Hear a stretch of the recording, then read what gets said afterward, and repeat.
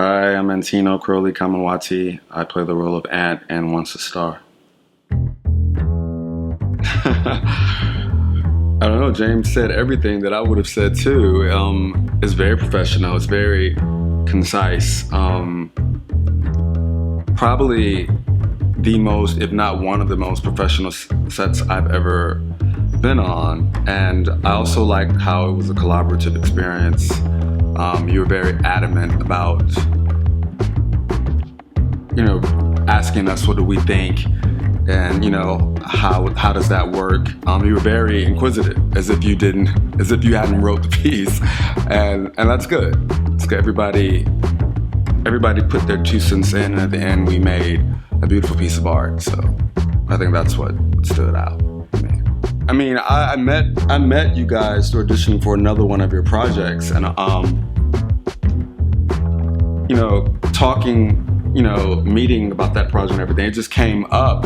I think me and Damon were having a conversation one day about me trying to be taken serious as an actor, and it went from there. So he was very intrigued by things that I had gone through, and it went from that just brief conversation into him being inspired to write a piece on it, to here we are today. So, I mean, I don't know how to articulate this. I mean, from him telling me he was interested in writing a piece, that was very like, oh wow, to him actually writing it, which was another like, oh wow, you really, really want to do this. And it's very humbling, and also just, I don't know, it just makes me feel it makes me feel loved that someone saw enough in my story. They were inspired to write, a piece inspired or centered around it. So,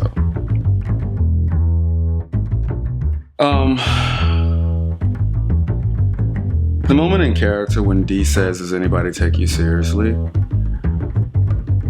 No matter how many times he says that, it always hits me hard. Just because that's kind of something that has came up all my life. I've always kind of been criticized for things that I've done. I mean, everything, before porn, after porn, trying to become taken seriously as an actor. People have always usually like, oh, sure you want to do that? You know what you're doing? I always know what I'm doing. I've been told many times not to do something, but always listen to the person that knows me best, and that's me. And I don't have any regrets, so. Oh, come on, that is a question that you should have kept exclusively for James. Like, you're dealing with the nudist here. Like, even before I did porn, everyone who's close to me know that I prefer being naked. If I could walk around the streets in New York in the nude, I'm just more comfortable being nude. So that was nothing from his piece of cake. It's probably more of a struggle for someone to get me to put on clothes. So it's like nothing. I'm probably the one that made it more comfortable for James. So yeah. No, it was different. There's a passion that came up between me and James. I don't know where that came from, but it was like real passion that we didn't have to work on. So majority of the time I was on porn sets, I was not attracted to my co-star. I can count the number of times on one hand where I was actually turned on.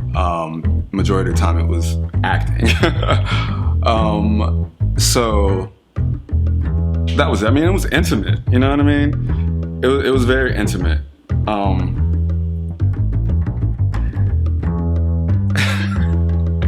Yeah.